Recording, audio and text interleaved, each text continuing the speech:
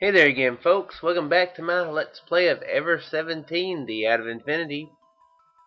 And, first off, let me go ahead and just say that this may be a short one. Not like 10 minutes, but probably only 20, 25. You know, I'm not going to go no 30 yet, I don't think. Though, when I get into it, I probably will. I'm probably just wasting my breath right now, but that's kind of my style, to waste my breath. But, it's kind of late. I'm still on my streak of not missing an episode, and considering I want to do the full trilogy, and I'm only like 33% unlocking this game. It's like a year, probably. So not that I'm in a rush. I just want to keep progress moving on it because I want to find out the story here. And I'm a little bit, the last one was a little bit probably out of it because I was starting over again, and this one is probably a little bit of the same, plus, just want to go ahead and say, I did a little bit of a live stream about an hour and a half ago. That was a very strange experience. Want to see how it felt. Probably will be doing that again, but so yeah, I'll go ahead and say that was a pretty weird experience. Haven't completely gotten over being responding to people in real time.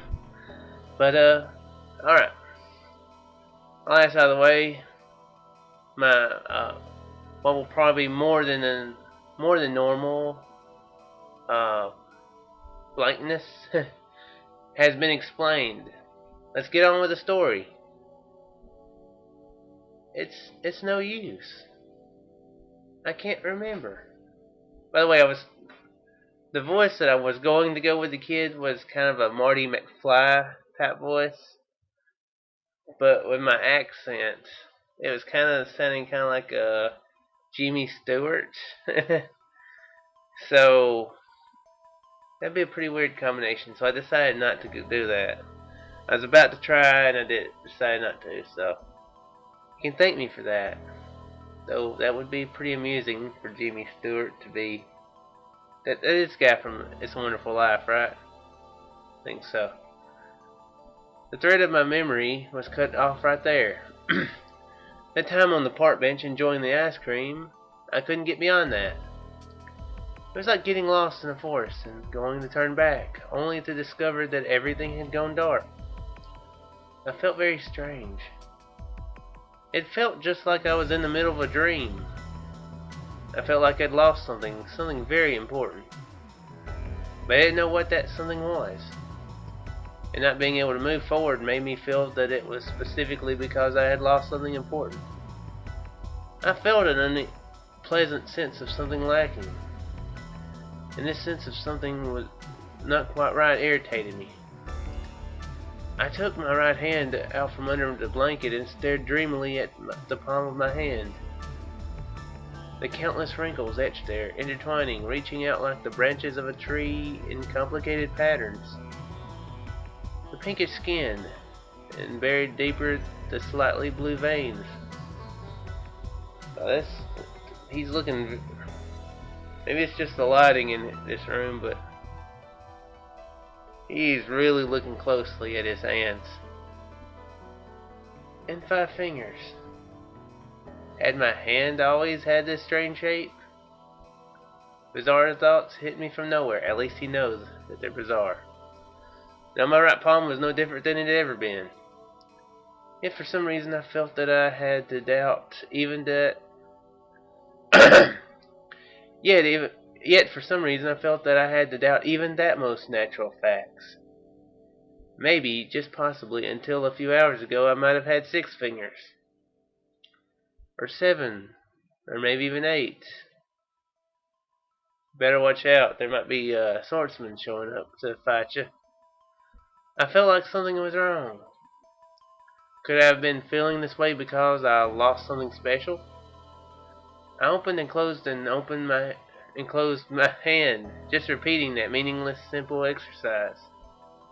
I wandered in the forest, searching for that one lost finger.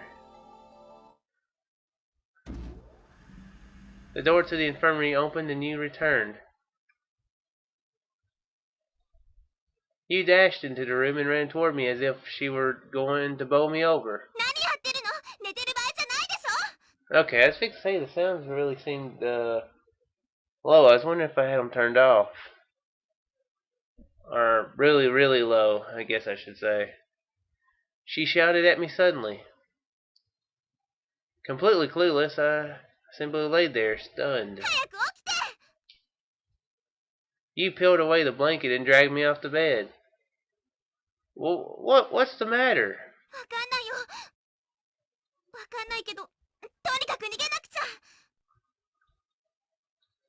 You had a panicked expression.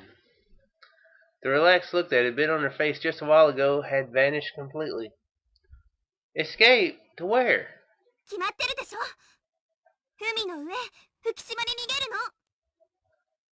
Why? Wow.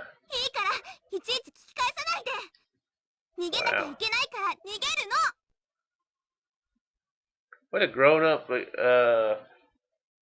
saying from her. 'Cause I say so.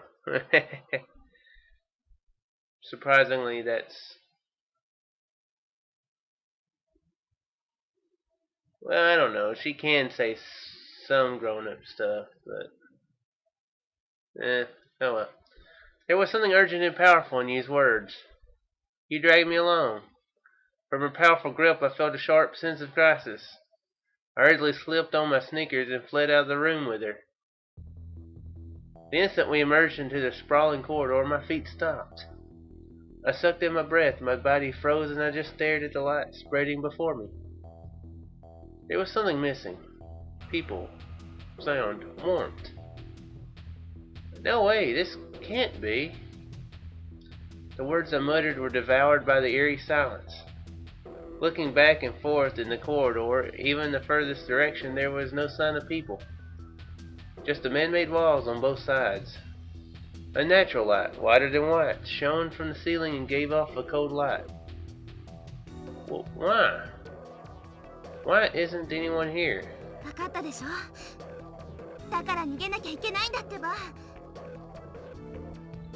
Everyone? Where could everyone be?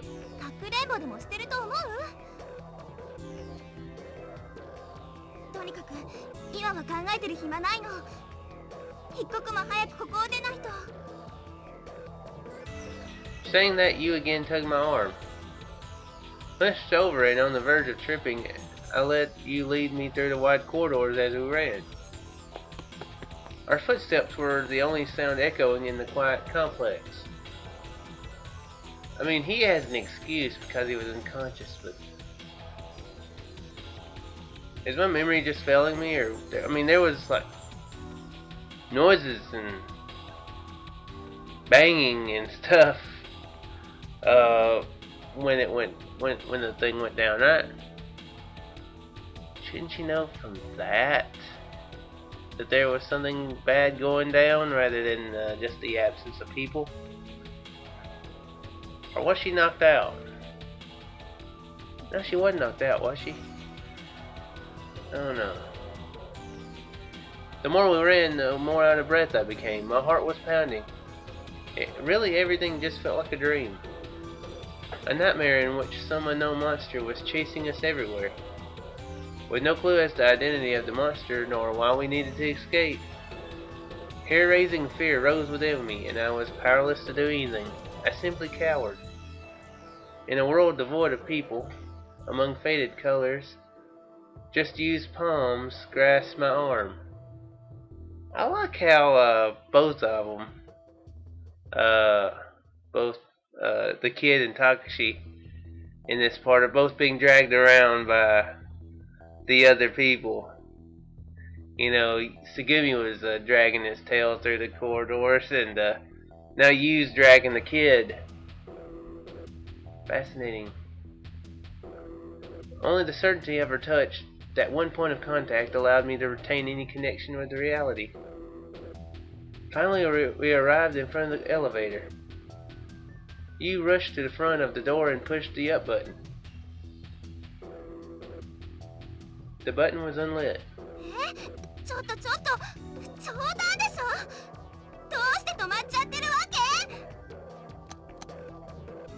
You struck the button repeatedly, but nothing happened. The light stayed off. There was no sign that the floor display above the elevator doors was functioning either. Hey, aren't there any emergency stairs or anything? She looked back and shifted her eyes around as if she were thinking. Saying only that, she dashed off, straight down that long, stretching corridor. You turned her head to the left and right, looking for something. It looked like she soon found what she was looking for, and she headed toward it single-mindedly. A ladder. Next to it was written in straight red letters, "Emergency Exit," with an arrow pointing upward.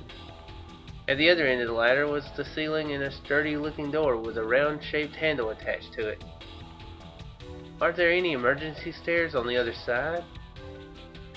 Without answering, you started climbing the ladder. She turned the handle and opened the door.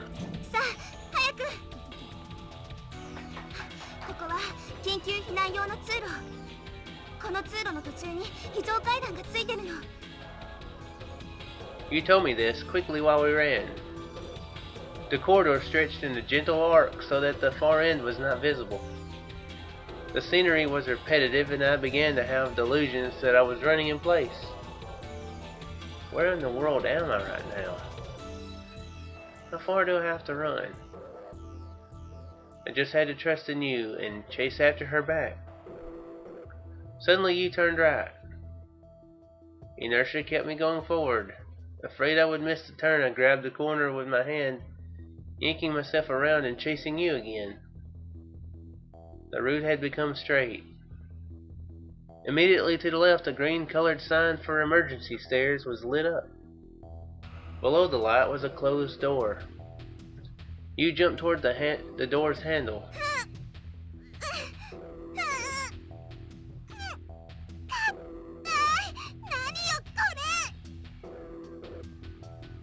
You was desperately trying to turn the handle. It won't open?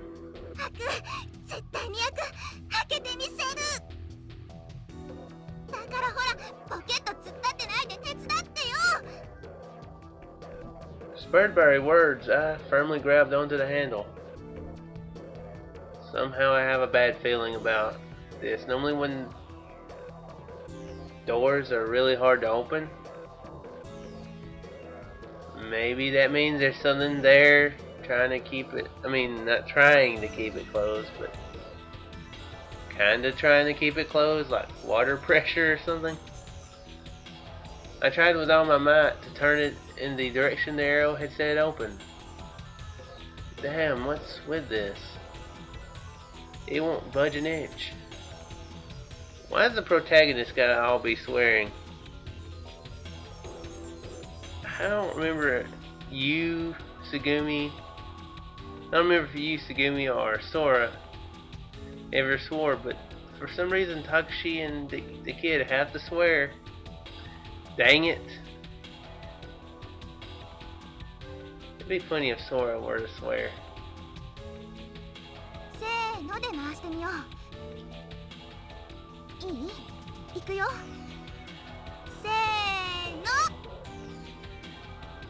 With that, I threw my complete weight onto the handle. Down.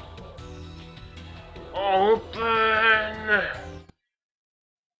Just then it happened.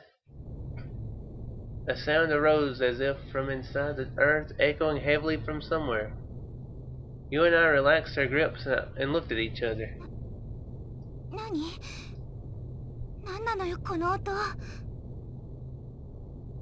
The walls shook. A small vibration shook the handle we had grabbed.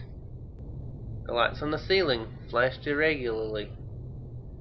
The metal mesh floor was clanging against itself. An earthquake?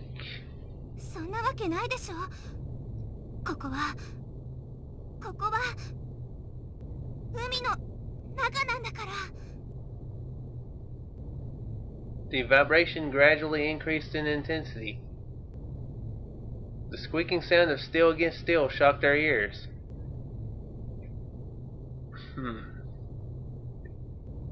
This isn't the big event, is it?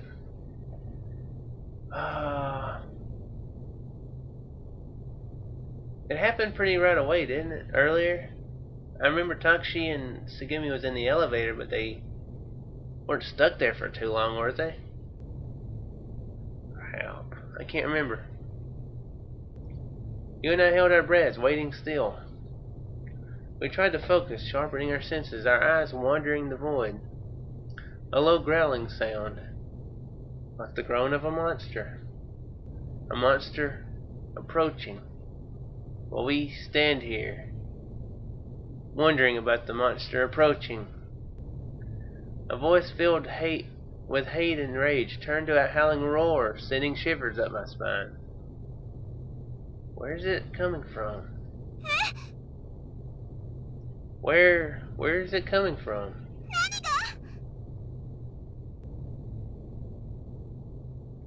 Yu's voice approached the scream. Where is it coming from? Does he seem to have a hard time hearing? Her face lost all color and her lips went dry. The eyes behind her silky swaying bangs looked as if they were about to cry. Silky swaying bangs? Wind. It's wind. Muttering this, I looked in the direction of the wind. Down the extremely long corridor. I was about to say, these guys noticed the strangest details at the weirdest times. I mean, I've never been in a really big emergency, but normally there's more important things to think about. I mean, maybe it's one of those things where you take in every single detail. It's so extreme, but yeah, it seems like they're taking in a bit more. They're focusing on the stranger, less important things. Something appeared, pushing and vying for space.